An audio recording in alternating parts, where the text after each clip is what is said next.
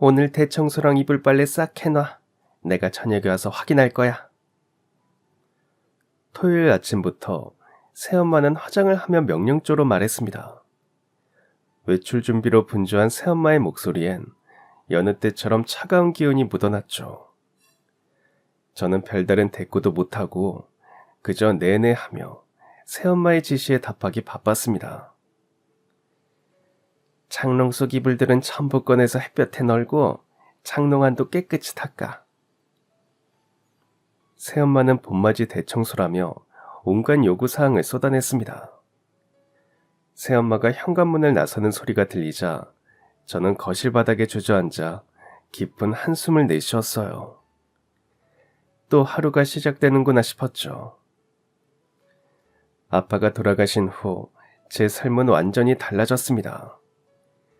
고작 중학생인 제가 집안의 모든 일을 도맡아 했거든요. 아침 일찍 일어나 아침밥을 차려야 했고 설거지에 빨래, 청소까지 쉴 틈이 없었습니다. 학교에서 돌아오면 바로 저녁을 준비를 하고 자기 전엔 다음날 아침 반찬까지 미리 만들어 놓아야 했어요. 친구들은 학교 끝나면 만화방에서 놀았지만 저는 곧장 집으로 달려왔습니다. 조금이라도 늦으면 새엄마가 뭐라고 할 게 뻔했거든요.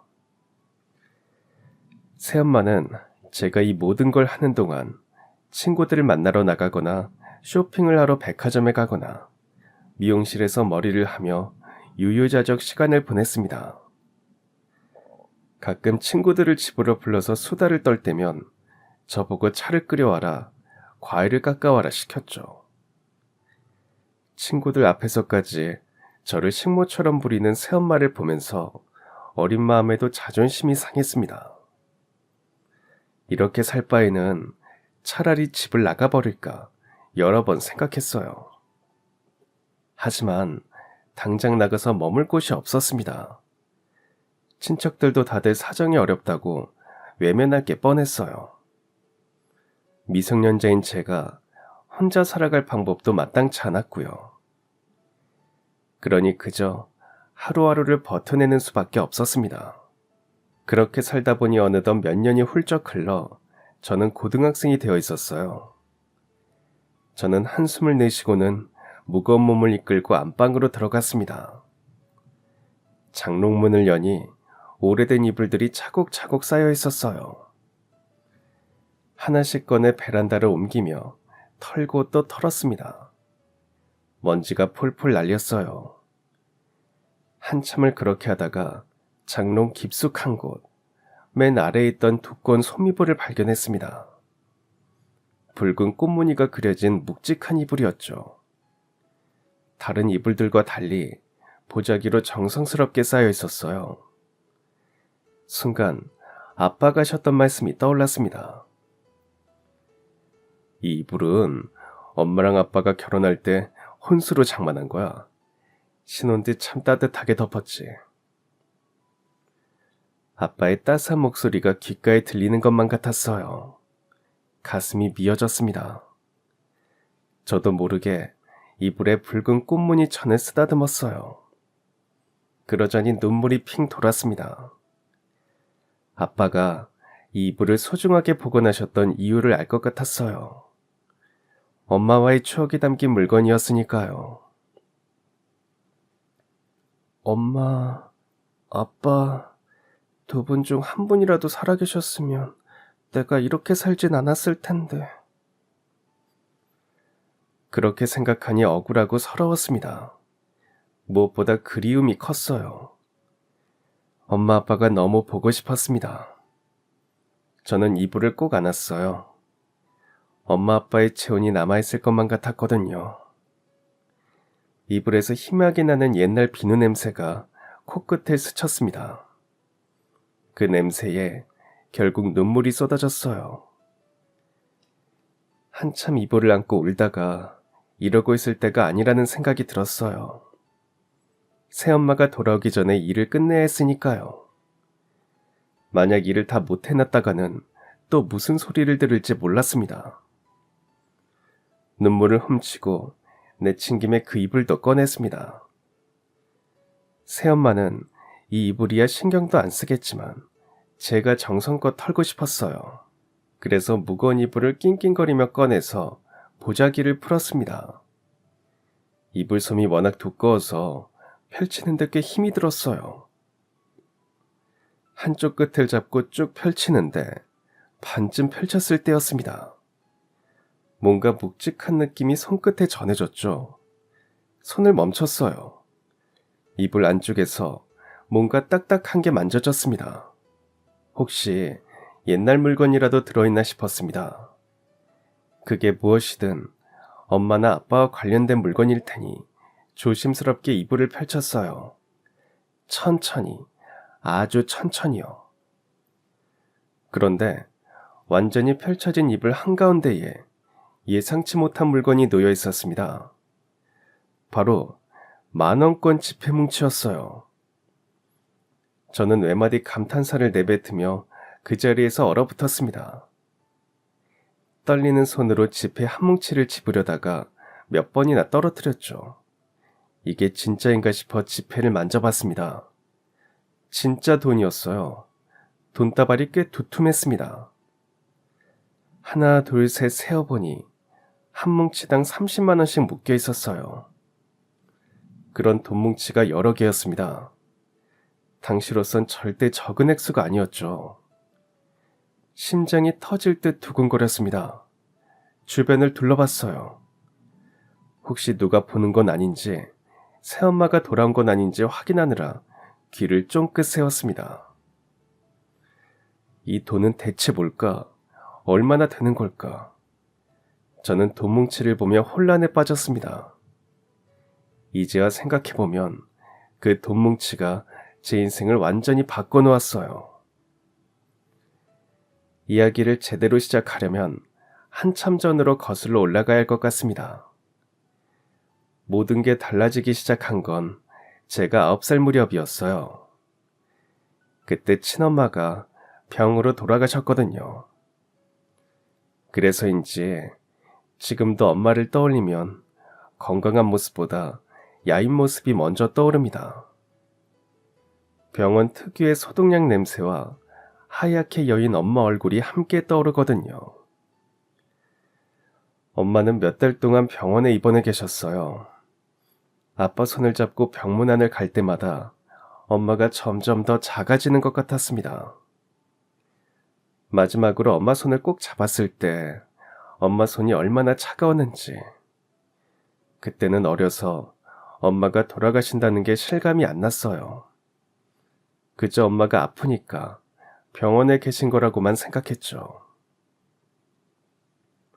엄마 장례식 때도 저는 울지 않았어요.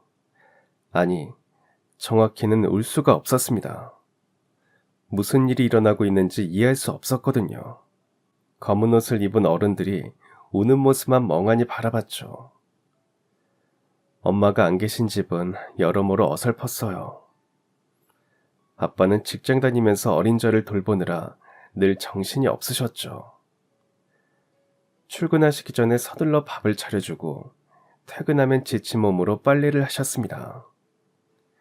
아빠가 해주시는 밥은 늘 김치찌개나 계란말이 같은 간단한 것들 뿐이었어요. 가끔은 라면을 끓여주시기도 했고요. 학교에서 친구들이 예쁜 도시락을 꺼내 먹을 때 저는 분식집에서 산 김밥을 먹었습니다.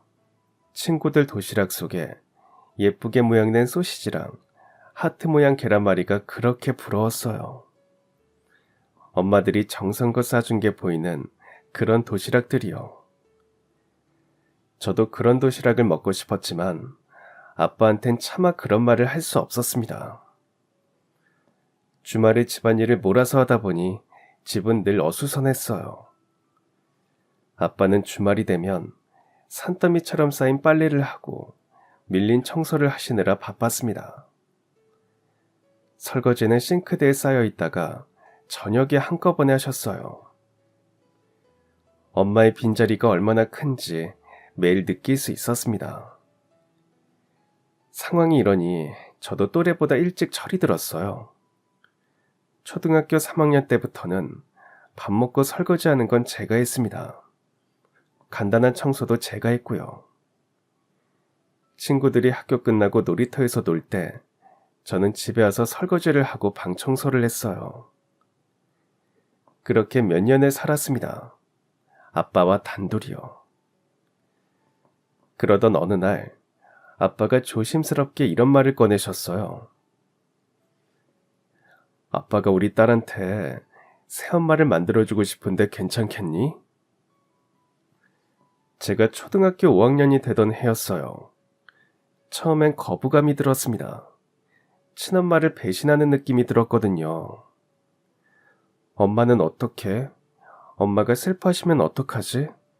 그런 생각이 들었습니다. 하지만 아빠의 지친 얼굴을 보니 고개를 끄덕일 수밖에 없었어요. 아빠도 일하고 집안일 하면서 저까지 케어하느라 힘드셨을 거예요. 그리고 솔직히 말하면 저도 엄마가 필요했습니다. 학교에서 있었던 일을 이야기할 사람, 아플 때 챙겨줄 사람, 생리를 시작하게 되면 고민을 털어놓을 사람이 필요했으니까요. 친구들한테 물어보기엔 부끄럽고 아빠한텐 더더욱 말할 수 없는 것들이 하나둘 생기는 시기였어요. 다행히 새엄마의 첫 만남은 괜찮았습니다. 화사하게 화장하고 상냥하게 미소를 짓던 그분은 제 손을 꼭 잡으며 이렇게 말했어요. 앞으로 친엄마처럼 잘해줄게. 우리 딸 잘해보자. 그 말에 마음이 조금 녹았던 것 같아요. 결혼식 날 저는 예쁜 분홍색 드레스를 입고 참석했습니다. 새엄마가 사준 드레스였어요. 친구들한테 자랑하고 싶을 만큼 예뻤죠. 처음엔 새엄마가 정말 잘해주셨어요. 맛있는 반찬도 매일 해주시고 학교 준비물도 꼼꼼히 챙겨주셨죠. 제가 좋아하는 떡볶이도 집에서 만들어주시고 생일날엔 케이크를 사서 생일 파티도 해주셨습니다. 무엇보다 저도 다른 친구들처럼 예쁜 도시락을 싸갈 수 있게 됐어요. 새엄마가 싸준 도시락은 정말 예뻤습니다. 소시지도 예쁘게 모양을 내주시고 밥도 주먹밥으로 만들어주셨죠. 아빠도 예전보다 훨씬 편안해 보이셨습니다. 그렇게 3년의 시간이 빠르게 흘러갔어요. 비극은 갑작스레 아무런 예고도 없이 찾아왔습니다. 제가 중학교 2학년이던 어느 날이었어요. 학교에서 돌아왔는데 집에 고모가 와 계셨습니다. 새엄마는 어디 가고 고모가 집에 계신 건지 어리둥절했어요. 그런데 고모 얼굴이 딱딱하게 굳어 있었어요. 고모의 표정을 보면서 저 역시 뭔가 심상치 않은 분위기를 느꼈죠. 네 아빠가 교통사고를 당하셨다. 그래서 엄만 지금 병원에 계셔. 연락 오는 대로 우리도 병원으로 가야 하니까 준비하고 있어라. 고모의 말에 얼른 외출복으로 갈아입었습니다. 그 사이에도 머릿속으로 수없이 빌었어요. 부디 아빠가 무사하기를, 크게 다치지 않으셨기를 간절히 바랬죠. 엄마를 잃었는데 이대로 아빠마저 잃을 순 없었습니다. 그 사이 전화벨이 울렸고 고모는 서둘러 전화를 받았습니다.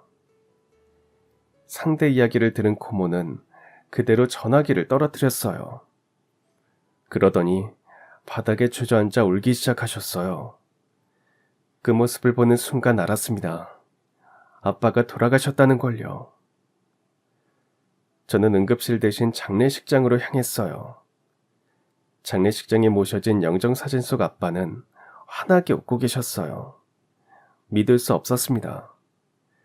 어제까지만 해도 시험 잘 보라며 제 머리를 쓰다듬어 주셨는데 어떻게 갑자기 이렇게 돌아가실 수 있는 건지. 엄마가 돌아가셨을 때는 워낙 어려서 그 의미를 몰랐지만 지금은 헤어짐의 의미를 누구보다 잘 알고 있었어요. 그래서 장례식이 치러지는 내내 하염없이 눈물이 흘렀습니다. 대낮에 음주운전 차량에 치였다는 아빠는 응급실로 오기 전에도 이미 위독했다고 해요. 그래서인지 장례식장으로 경찰과 보험사 직원이 여러 차례 오갔습니다. 조문객들도 아빠의 죽음에 대해 안타까워했고 갑작스런 아빠의 죽음에 모두가 충격을 받았습니다. 저는 중학생 나이에 천혜고아가 돼버렸어요. 장례식이 치러지는 동안 친척 어른들은 저를 두고 수군거렸습니다. 애는 어떡하나? 누가 데려다 키워야 하는 거 아니야? 사실 친척 중엔 저를 걷어줄 만한 사람이 없었습니다. 고모네도 형편이 어려웠어요. 고모부가 사업을 하다가 실패해서 빚이 있다는 얘기를 들었거든요. 다른 친척들도 다들 사정이 어렵다며 고개를 저었습니다. 우리도 애들 셋 키우는데 하나 더는 무리예요. 집도 좁은데 어떻게 애를 들이겠어요. 그 말을 듣는 제 마음이 어땠을지 짐작이 가시죠. 15살 나이가 천덕꾸러기 신세가 된 기분이었습니다. 그때 새엄마가 나섰어요. 제가 키워야죠. 이미 제 딸이나 다름없는데요. 새엄마의 한마디에 장례식장이 숙연해졌어요. 친척들은 모두 새엄마를 칭찬했습니다. 요즘 세상에 이런 사람이 어딨냐. 저마다 칭찬을 보태자 새엄마는 눈물을 훔치며 겸손하게 말했습니다. 혈연이 뭐가 중요한가요? 함께 보낸 시간이 더 중요한 거죠. 그 말에 주변 사람들이 모두 감동했고 저도 새엄마에게 진심으로 감사했습니다. 나를 버리지 않고 키워주신다니 정말 다행이다 싶었죠. 친척들한테 떠맡겨져서 눈치 보며 살 생각을 하니 끔찍했거든요. 새엄마는 그래도 3년 동안 같이 산 사이잖아요. 앞으로도 잘 챙겨주시겠지 싶었습니다. 하지만 그건 완전히 착각이었어요. 장례식이 끝나고 집으로 돌아온 그날부터 새엄마의 태도가 180도 달라졌거든요. 장례식장에서 보여주던 상냥한 미소는 온데간데 없었습니다. 대신 차갑고 날카로운 목소리로 이렇게 선언했어요. 앞으로 네가 집안일 다 해. 밥 먹여주고 재워주는 것만으로도 충분히 해주는 거야. 그 말을 듣는 순간 등골이 서늘했습니다. 그제야 깨달았어요. 새엄마가 저를 걷어들인 진짜 이유를요. 새엄마는 부려먹을 식모가 필요했던 겁니다. 아빠가 남긴 집과 유산은 챙기면서 저는 그냥 공짜로 부릴 수 있는 가정부로 생각한 거죠. 그때부터 지옥 같은 생활이 시작됐습니다. 저는 매일 아침 6시에 일어나서 아침 준비를 했어요. 밥을 짓고 국을 끓이고 새엄마가 좋아하는 모닝커피까지 타드렸죠. 커피는 설탕 2스푼, 프림 1스푼을 정확히 넣어야 했습니다. 조금이라도 다르면 이게 무슨 맛이야 라며 화를 내셨거든요. 학교 가기 전엔 설거지와 간단한 청소를 해야 했습니다. 싱크대를 반짝반짝 닦고 거실 바닥도 쓸고 닦아야 했어요. 그러다 보면 등교 시간에 늦을 때가 많았죠. 선생님께 늦잠을 잤다고 지각사유서를 낼 때마다 얼굴이 화끈거렸습니다. 학교에서 돌아오면 할 일이 산더미처럼 쌓여 있었어요. 빨래를 개고 저녁 준비를 하고 식사 후엔 설거지까지. 새엄마는 소파에 앉아 TV를 보면서 이것저것 지시만 했습니다. 일은 해도 해도 끝이 없었어요. 한 가지를 끝내면 또 다른 일이 생겼습니다. 숙제할 시간도 제대로 없었어요. 밤 10시가 넘어서야 겨우 책상 앞에 앉을 수 있었습니다. 하지만 그때쯤이면 피로에 눈이 저절로 감겼죠. 지쳐서 책상에 엎드려 자다가 새벽에 깨는 일이 반복됐습니다. 친구들은 여기저기 놀러 다닐 때 저는 집에서 일만 했습니다. 친구들이 주말에 같이 놀자고 해도 항상 거절해야 했어요. 새엄마가 허락할 리 없었으니까요. 어느 날 같은 반 친구가 물었습니다. 너 요즘 왜 이렇게 피곤해 보여? 얼굴이 누렇게 떴어. 혹시 어디 아파? 하지만 진실을 말할 수 없었어요. 창피하고 서러웠습니다. 새엄마한테 구박받으며 산다는 걸 친구들이 알면 어떻게 생각할까 싶었어요. 친구들한테 동정받고 싶지 않아서 요즘 잠을 못 자서 그런다고 둘러댔습니다.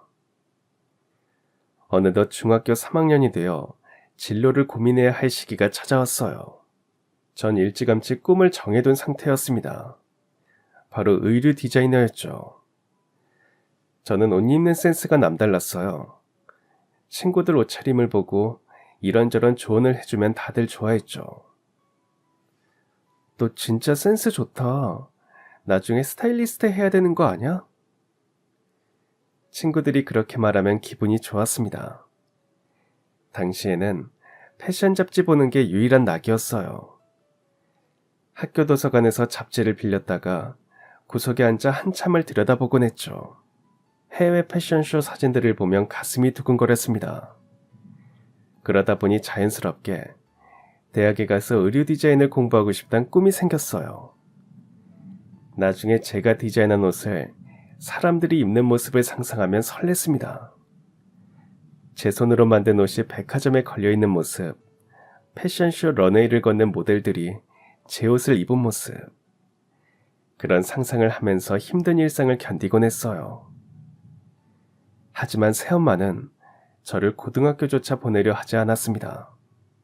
그래서 저는 용기를 내어 말했어요. 저 공부하고 싶어요. 대학도 가고 싶고요. 대학? 등록금은 누가 내주는데 꿈 깨. 넌 고등학교만 나와도 감지덕지해야 돼. 결국은 담임 선생님이 집에 전화를 주셨어요.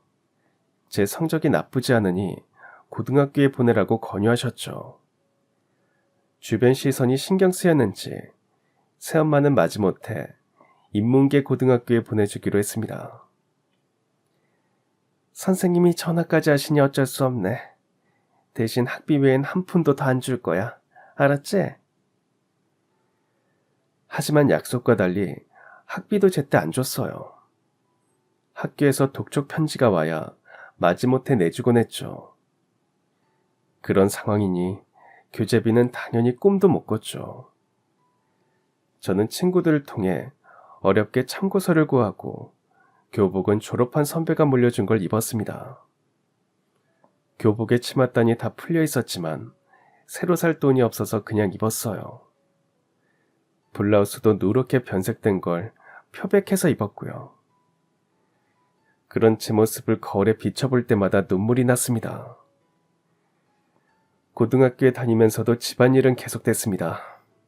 아니, 오히려 더 심해졌어요. 새엄마는 고등학생이면 이제 다 큰 거 아니냐며 더 많은 일을 시켰습니다. 그런 상황이니 학원은 당연히 못 갔고 독학으로 공부해야 했어요. 하지만 집안일 때문에 공부할 시간이 늘 부족했죠. 친구들은 학원에서 밤 10시까지 공부하고 집에 와서도 더 공부한다는데 저는 그 시간에 걸레질하고 빨래를 개고 있었습니다. 성적은 늘 중위권이었어요. 대학에 가려면 더 노력해야 하는데 이런 상황에선 불가능했습니다. 게다가 설령 대학에 붙는다 해도 등록금을 낼 돈이 없었어요. 새엄마가 대학을 보내줄 리 만무했으니까요.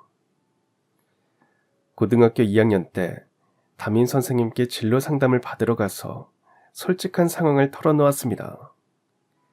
물론 구체적인 이야기는 하지 않고 그저 집안 형편이 어렵다고만 말했죠. 선생님은 장학금 제도를 알아보라고 하셨지만 제 성적으론 장학금을 받기도 어려웠습니다. 꿈은 점점 멀어지고 현실은 암담했으며 절망감이 밀려왔습니다.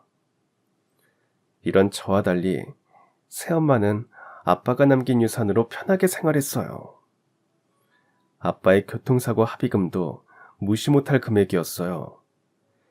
가해자 측이 음주운전으로 사람을 죽였으니 거액을 배상했다고 들었습니다. 아마 못해도 몇 천만 원은 됐을 거예요. 새엄마는 그 돈으로 백화점 쇼핑을 다니고 친구들과 여행을 다녔습니다. 일주일에 한 번씩은 미용실에 가서 머리를 했고 피부과도 정기적으로 다녔어요. 그러다 보니 거실엔 늘 백화점 쇼핑백이 쌓여 있었습니다.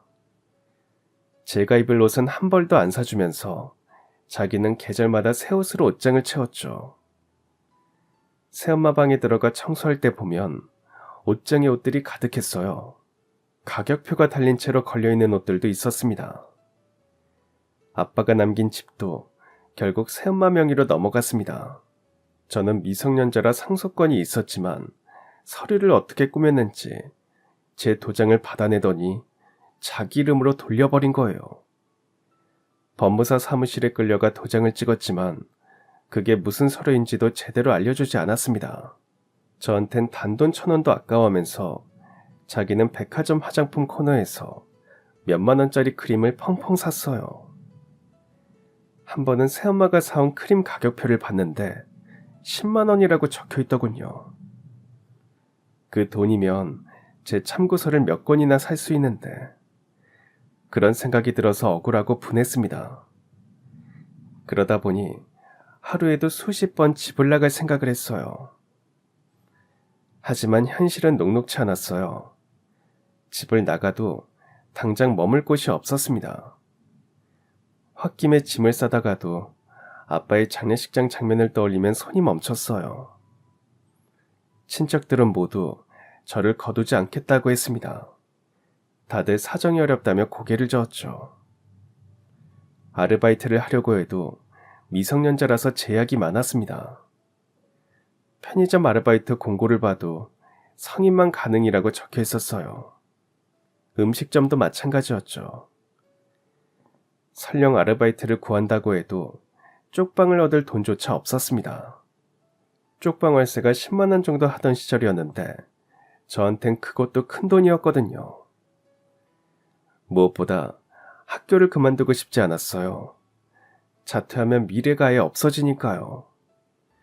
고등학교는 졸업해야 취직을 할 수 있을 것 같았어요. 그래서 스스로를 다잡았습니다. 고등학교만 졸업하면 그때 나가자. 조금만 더 참자. 하지만 그때까지 버틸 수 있을지 자신이 없었어요. 밤마다 이불을 덮어쓰고 숨죽여 울었습니다. 그렇게 버티며 살던 어느 토요일이었습니다. 새엄마가 외출 준비를 하며 명령조로 말했어요. 오늘 대청소랑 이불 빨래 싹 해놔. 내가 저녁에 와서 확인할 거야.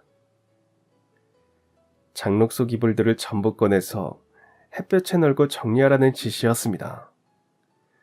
봄맞이 대청소라며 구석구석 먼지 하나 없게 하라고 신신당부했어요. 새엄마가 현관문을 나서자 저는 무거운 몸을 이끌고 안방으로 들어갔습니다. 장롱을 열고 이불들을 하나씩 꺼냈어요. 한참을 그렇게 하다가 장롱 깊숙한 곳, 맨 아래에 있던 두꺼운 솜이불을 발견했죠. 붉은 꽃무늬가 그려진 엄마 아빠가 신혼 때 혼수로 장만했던 그 이불이었습니다.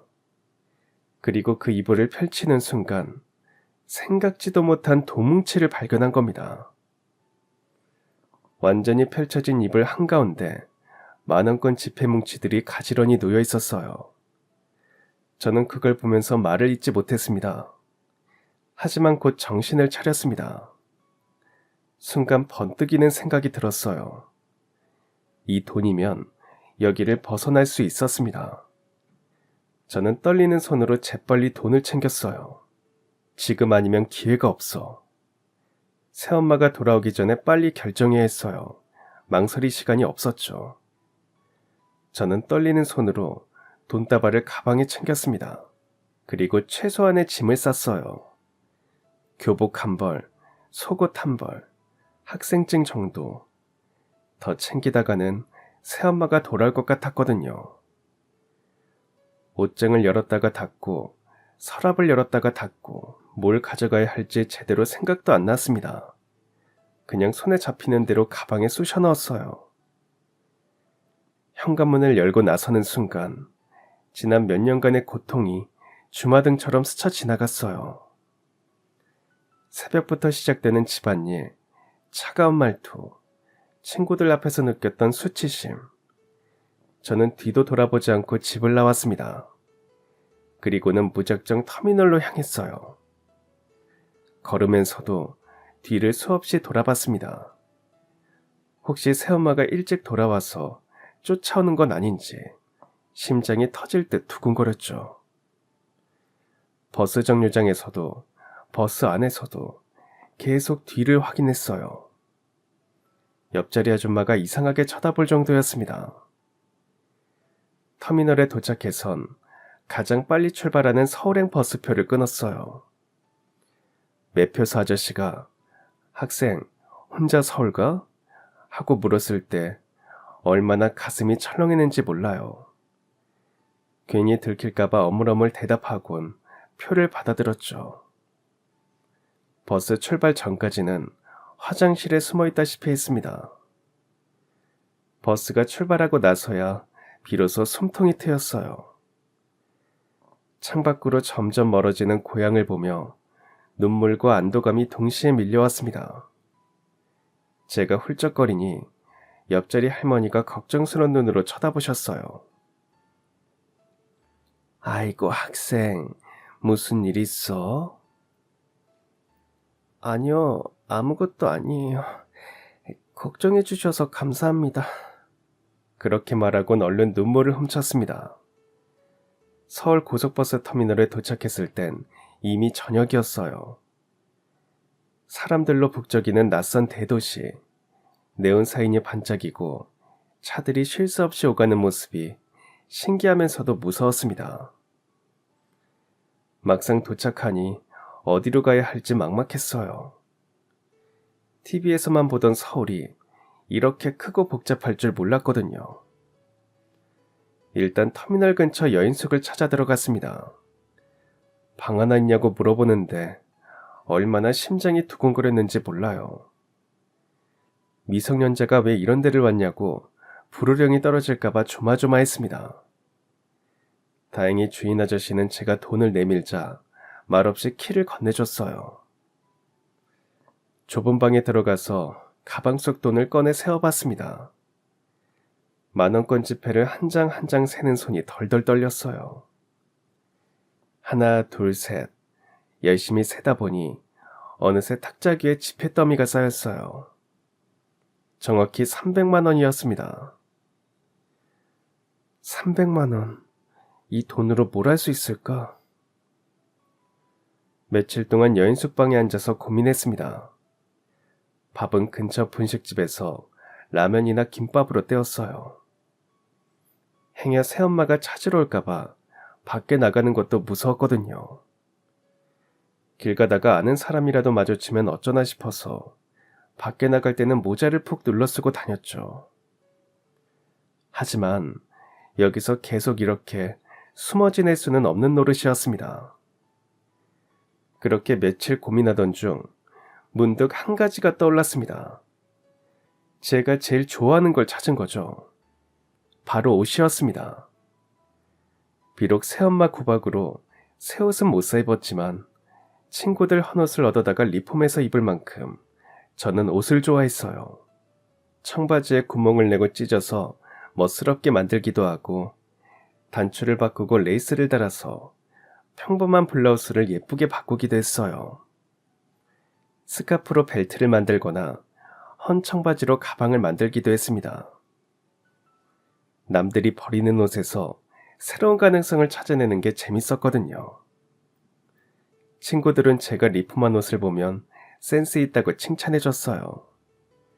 어떤 친구들은 저한테 리폼을 부탁하기도 했죠. 그리고 가끔은 제가 리폼한 옷을 친구들에게 팔기도 했어요. 한 벌에 몇천 원씩 받으며 용돈을 벌었죠. 그렇게 번 돈으로 재료를 사서 또 만들고 팔고 그러면서 작은 성취감과 재미를 느꼈습니다. 새엄마한테 구박받고 사는 건 힘들었지만 옷을 만지고 있을 때만큼은 그런 걱정을 잊을 수 있었어요. 그래서 대학도 의류 디자인 관련 학과로 진학하고 싶었습니다. 막연하게나마 패션 관련 일을 하고 싶다는 꿈이 있었거든요. 이제 대학은 갈 수 없지만 관련된 일은 해볼 수 있었습니다. 그래서 이 돈으로 옷 장사를 해보자고 결심했어요. 가슴이 두근거렸습니다. 무섭기도 했지만 한편으로는 설레기도 했죠. 지금 생각해보면 참 어린 나이에 용감한 선택이었어요. 고작 18 나이에 무슨 장사를 한다고. 사업 계획서도 없고 경험도 없고 더군다나 아는 사람도 없는 서울에서요. 하지만 오히려 아무것도 몰라서 더 용감하게 부딪힐 수 있었던 것 같아요. 실패하면 어떡하지 이런 걱정보다 일단 해보자는 마음이 컸으니까요. 잃을 게 없다는 생각도 들었어요. 어차피 새엄마 밑에서 살았으면 미래도 없었을 테니까요. 제 또래를 상대로 장사하는 게 낫겠다 싶어서 대학가 근처로 거처를 옮기기로 했습니다. 신문을 보고 고시원을 알아봤어요. 당시에 대학가 근처 고시원을 찾아다니며 발품을 팔았죠. 어떤 곳은 너무 지저분했고 어떤 곳은 가격이 너무 비쌌어요. 몇 군데를 돌아다닌 끝에 적당한 고시원을 찾았습니다. 복도 끝방이라 조금 어둡긴 했지만 그래도 깨끗한 편이었어요. 방은 정말 좁았습니다. 누우면 발이 벽에 닿을 정도였죠. 책상 하나, 이불 하나, 그게 전부였습니다. 하지만 내 공간이 생겼다는 게 신기하고 감격스러웠어요. 처음으로 제 방이 생긴 거였으니까요. 새엄마 눈치 안 보고 혼자 문 닫고 쉴 수 있는 공간이요. 그날 밤 이불을 덮고 누웠을 때의 편안함을 아직도 잊을 수가 없습니다. 돈 관리 계획도 세웠어요. 100만 원은 당분간 생활비와 비상금으로 남겨두고 200만 원으로 장사를 준비하기로 했죠. 여인숙에서 며칠 고민하며 나름대로 계산해본 금액이었습니다. 고시원에 짐을 풀고 그때부터 본격적으로 준비를 시작했어요. 옷을 떼올 곳은 당연히 동대문 시장이었습니다. 1990년대 초반부터 급성장한 동대문 시장. 저도 지방에 살면서 소문만 들은 곳이었어요. 동대문 가면 예쁜 옷이 정말 많대. 맞아, 나도 들었어. 값도 싸고 종류도 엄청 많다던데? 친구들끼리 그런 이야기를 나눌 때마다 귀가 쫑긋했죠. 언젠간 나도 거기 가보고 싶다는 생각을 했었는데 이렇게 직접 가게 될 줄은 몰랐습니다. 직접 가본 동대문 시장은 정말 신세계였어요. 새벽부터 사람들로 북적였고 건물마다 빼곡히 옷가게들이 들어차 있었습니다. 트렌디한 옷, 값싼 옷, 개성 있는 옷들이 넘쳐났어요. 형광등 불빛 아래서 반짝이는 옷들, 큰 소리로 호객하는 상인들, 짐을 가득 실은 손수레들, 모든 게 낯설고 신기했습니다. 처음에는 가게가 너무 많아서 어디서부터 봐야 할지 막막했어요. 며칠은 하루 종일 시장을 돌아다니며 구경만 했습니다. 어떤 옷이 인기인지, 가격대는 어떤지 파악했죠. 도매상들이 장사하는 방식도 관찰했어요. 어떻게 손님을 응대하는지, 어떤 식으로 가격을 흥정하는지 눈여겨봤죠. 발이 퉁퉁 붓고 다리도 아팠지만 마음만큼은 설레고 즐거웠어요. 그렇게 며칠 돌아다니다 보니 점점 물건 보는 눈이 생겼습니다. 그리고 발품을 팔수록 자신감이 생겼습니다. 제가 좋아하는 스타일과 또래들이 좋아할 만한 스타일이 보이기 시작했어요. 며칠간 공부한 끝에 드디어 물건을 떼기로 결심했습니다. 20대들이 좋아할 만한 옷가지를 골랐어요. 티셔츠, 청바지, 원피스, 가디건 등 한 벌당 도매가가 3,000원에서 만원 정도였습니다. 처음엔 조금씩만 떼왔어요. 혹시 안 팔리면 어떡하나 걱정되어서요. 한 스타일당 두세 벌씩만 샀습니다. 그 후 큰 보따리에 옷을 담아 대학가로 향했어요. 보따리가 무거워서 몇 번이나 쉬어가며 걸었습니다. 고민하다가 대학교 정문 앞 한쪽에 자리를 잡았어요. 돗자리 하나를 깔고 옷들을 펼쳐놓았죠. 처음엔 목소리도 잘 안 나왔어요. 부끄럽고 창피했거든요. 지나가는 학생들의 시선이 따가웠습니다. 하지만 점점 용기를 내서 목소리를 높였어요. 안 하면 아무도 안 봤거든요. 그렇게 하니 지나가는 학생들이 하나둘 멈춰서서 옷을 구경하기 시작했습니다. 그렇게 대학 정문 앞에서 장사를 하다 보니 캠퍼스를 오가는 또래 학생들을 볼 때면 복잡한 감정이 들기도 했어요. 나도 평범하게 자랐다면 저렇게 공부하고 있었을 텐데. 책가방을 메고 웃으며 다니는 학생들, 동아리 현수막 앞에서 사진 찍는 모습, 대학 축제 포스터를 보며 신나게 이야기하는 학생들을 보면 때로는 부러워서 가슴이 먹먹해졌습니다. 특히 친구들끼리 즐겁게 이야기하며 지나갈 때면 저도 모르게 한숨이 나왔어요. 하지만 그럴수록 더 악착같이 장사에 매진했습니다. 또래에 대한 부러움을 오히려 원동력으로 바꿨습니다. 학생들이 쉬는 시간, 점심시간, 학교 시간을 철저히 파악했어요. 언제 손님이 많은지 분석하고 그 시간에 맞춰 자리를 지켰죠. 장사를 하다 보니 또래 손님들의 마음을 잘 안다는 게 가장 큰 강점이었어요. 저는 단순히 옷만 파는 게 아니라 스타일링 조언까지 해줬습니다. 손님들이 고민하면 솔직하게 말해줬어요. 그건 언니한테 안 어울려요. 이게 훨씬 나아요. 이런 솔직함이 오히려 신뢰를 줬죠. 처음에는 제 조언을 의심하던 손님들도 제 말대로 입어보고는 사장님 말이 맞았다며 고마워했어요. 트렌드도 빠르게 파악하려고 노력했습니다. TV에서 연예인들의 옷차림을 보고 비슷한 스타일을 찾아왔어요. 서점에 가면 패션 잡지를 사서 보며 공부했죠. 돈이 없어서 살 수는 없었지만 사진을 머릿속에 담아뒀다가 동대문에서 비슷한 옷을 찾아냈습니다. 대학생들 사이에서 유행하는 스타일도 면밀히 관찰했어요. 그렇게 하니 점점 단골이 생기기 시작했습니다. 입소문이 나면서 장사가 잘 됐어요. 처음 떼온 물건이 다 팔리는 경험을 했을 때 돈을 세어보며 느꼈던 뿌듯함이란 지금도 잊을 수 없습니다. 그렇게 조금씩 물건을 더 많이 떼오기 시작했습니다. 보따리가 점점 커졌죠. 그러던 중 뜻밖의 소식이 날아들었습니다. IMF 외환위기가 터진 거죠. 뉴스에선 연일 암울한 소식들이 쏟아졌습니다. 회사 부도, 실업자 증가, 거리의 노숙자들. 그런 뉴스를 접하며 저도 처음엔 걱정했습니다. 하지만 예상과 달리 제 장사는 더 잘 됐어요. 백화점이나 브랜드 의류는 비싸니까 대체품을 찾는 손님들이 늘어난 거죠. 값싸고 실속 있는 물건을 찾는 손님들의 방문이 끊이지 않았습니다. 저렴하면서 예쁜 옷을 찾는 손님들이 늘어났습니다. 외환위기가 저에게는 오히려 기회가 된 거죠.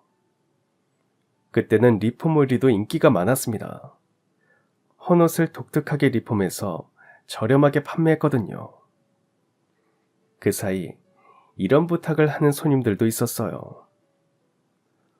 언니, 이거 조금만 깎아주면 안 돼요? 알바비 받아서 어렵게 사러 왔어요. 비슷한 또래라 손님들의 처지를 이해할 수 있었어요. 그래서 값을 조금 깎아주기도 했습니다. 그래도 회전율이 좋아서 전체적으로는 이득이었어요. IMF 시기에 저는 오히려 매출이 늘어났습니다. 위기가 기회라는 걸 몸소 체험한 순간이었죠. 하지만 문제가 전혀 없었던 건 아닙니다. 어느 순간부터 지자체 단속이 심해졌거든요. 불법 노점상 단속이 강화되면서 점점 장사하기가 힘들어졌어요. 처음엔 경고만 받았습니다. 학생, 여기서 장사하면 안 돼요. 다음에 또 적발되면 물건 압수해요. 하지만 장사를 멈출 수 없었어요. 이게 제 유일한 생계수단이었으니까요. 그래서 단속이 상대적으로 덜한 저녁이나 밤으로 장사 시간대를 옮겼습니다. 다행히 학생들도 저녁에 더 많이 나와서 매출에는 문제가 없었어요. 물론 늦은 밤에 장사를 마무리하고 어두운 골목을 혼자 걸어갈 때면 무서워서 몇 번이고 뒤를 돌아보곤 했어요. 그래도 돈을 벌어야 하니까 꾹 참았습니다. 그렇게 시간대를 옮겨도 단속을 완전히 피할 순 없었어요. 단속 왔다는 다른 노점상들의 외침이 들리면 저도 황급히 옷 보따리를 챙겨서 도망쳤습니다. 하지만 옷이 너무 무거워서 제대로 뛰지도 못했어요. 뒤에서 쫓아오는 단속반 직원들을 피해 골목으로 숨어들 때면 심장이 터질 것처럼 뛰었습니다. 옷 몇 벌을 떨어뜨리면서도 일단 도망쳤어요. 골목 구석에 숨어서 숨을 헐떡이며 기다렸다가 단속반이 지나가면 다시 장사를 이어갔습니다. 하지만 이런 일이 반복되니 너무 힘들었어요. 어떤 날은 물건을 모두 압수당하기도 했습니다. 그런 날은 고시원 방으로 돌아와 한참을 울었어요. 억울하고 화가 났지만 어쩔 도리가 없었습니다. 이렇게 계속할 순 없어. 제대로 된 가게를 내야 해. 어느 순간 그런 생각이 들었어요. 그래서 악착같이 돈을 모았습니다. 단속을 피하고 비를 맞고 추위에 떨면서 말이죠.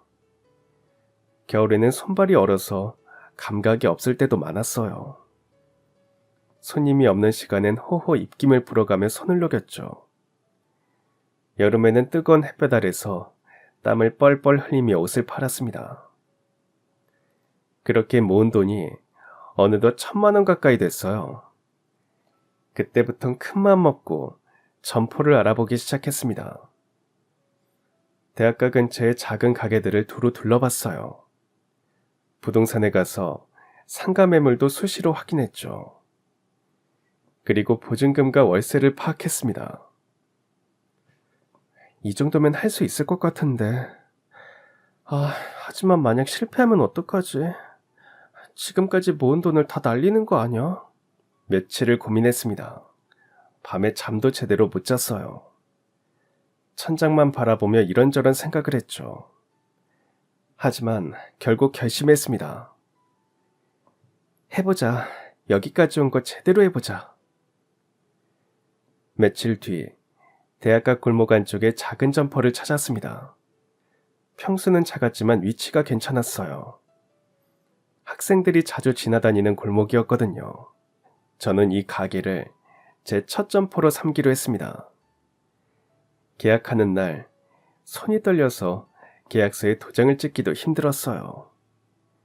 평생 이렇게 큰 돈을 한 번에 쓰는 건 처음이었으니까요. 계약서를 받아들자 말로 표현할 수 없는 벅찬 감정이 느껴졌습니다. 고시원 방으로 돌아오는 길, 계약서를 품에 꼭 안고 걸었습니다. 길을 걸으면서도 자꾸만 웃음이 났어요. 지나가는 사람들이 이상하게 쳐다봤지만 신경 쓰지 않았습니다. 그날 밤 계약서를 펼쳐놓고 한참을 바라봤어요. 임차인 칸에 적힌 제 이름을 보며 저 혼자 중얼거렸어요. 엄마 아빠, 저 드디어 제 가게를 냈어요. 이불 속에 있던 그 돈 덕분이에요. 고마워요. 저도 모르게 눈물이 주르륵 흘러내렸습니다. 기쁨의 눈물이었죠. 점포 인테리어를 하고 간판을 다는 날 가슴이 벅차올랐어요. 작은 가게였지만 제게는 전부였습니다. 직접 옷걸이를 배치하고 거울을 달고 조명도 설치했어요. 오픈 첫날 떨리는 손으로 문을 열었죠. 가게를 여니 노점상 시절 단골들이 하나둘 찾아왔어요. 축하한다며 화분을 들고 온 손님도 있었죠. 점포가 생기니 매입 규모도 커졌어요. 장사도 그만큼 잘 됐고요. 덕분에 몇 년 후에는 매장을 확장할 수 있었습니다. 그리고 2000년대 초반 인터넷 쇼핑 붐이 일기 시작했어요. 이제는 온라인이다. 하지만 컴퓨터도 제대로 못 다루던 제가 쇼핑몰을 연다는 게 쉽지 않았어요. PC방에 가서 인터넷을 배우고 쇼핑몰 만드는 법을 공부했습니다. 밤늦게까지 컴퓨터 앞에 앉아 이것저것 눌러보고 책도 사서 봤어요. 처음에는 주문이 들어와도 어떻게 처리해야 할지 몰라 당황했죠. 하지만 배우고 또 배웠습니다. 그 사이 옛 친구들 소식도 들렸습니다. 대학에 간 친구들은 IMF의 여파로 졸업 후에도 취업을 제대로 못해서 고생했다고 하더군요. 어렵게 들어간 회사에서 구조조정으로 쫓겨난 친구도 있었고 비정규직으로 전전하는 친구들도 많았어요. 한 친구가 넌 오히려 잘 됐네라고 말했을 때 복잡한 감정이 들었습니다. 당시에는 대학 간 친구들이 그렇게 부러웠는데 말이죠. 인생은 정말 알 수 없는 거더라고요.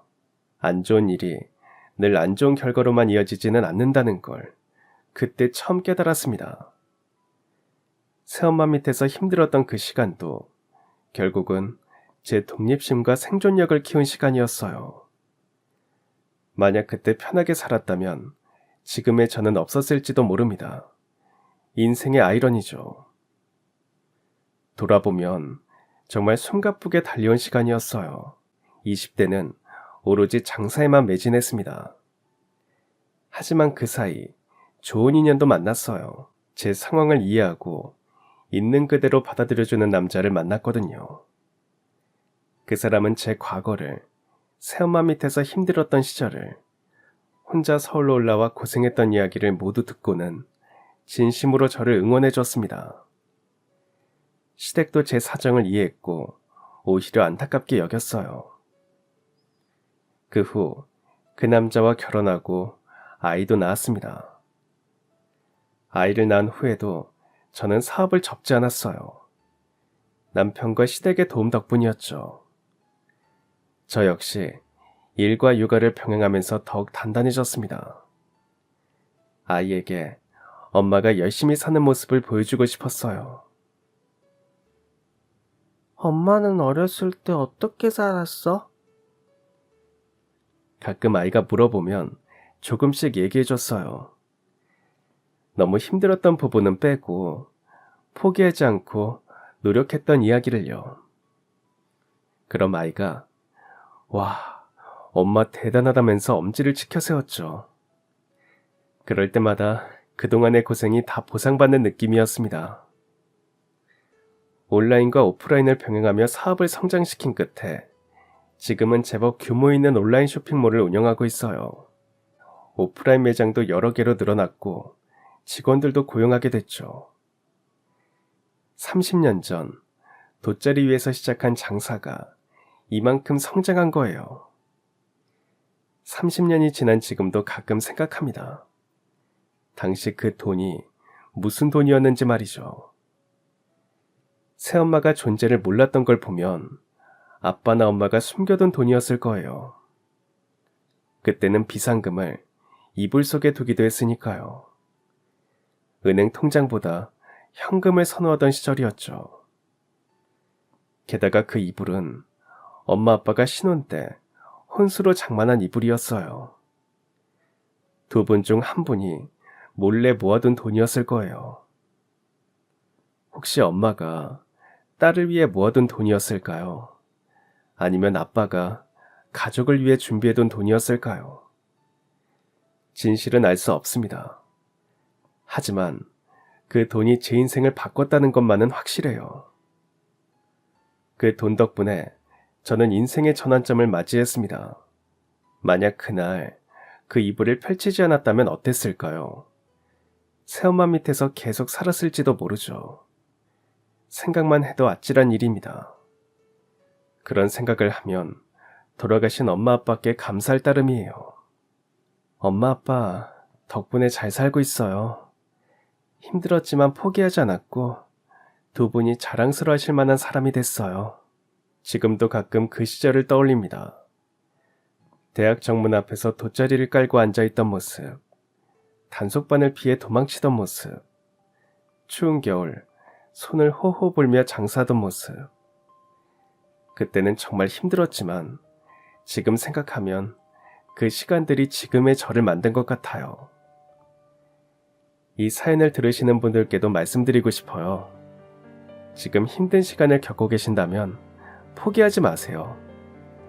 안 좋은 일이 늘 안 좋은 결과로만 이어지지는 않습니다. 때로는 그 힘든 시간이 여러분을 더 단단하게 만들고 새로운 기회를 가져다 줄 수도 있으니까요. 제 사연은 이걸로 마치겠습니다. 들어주셔서 감사합니다. 그럼 지금까지 사연 들어주셔서 감사합니다.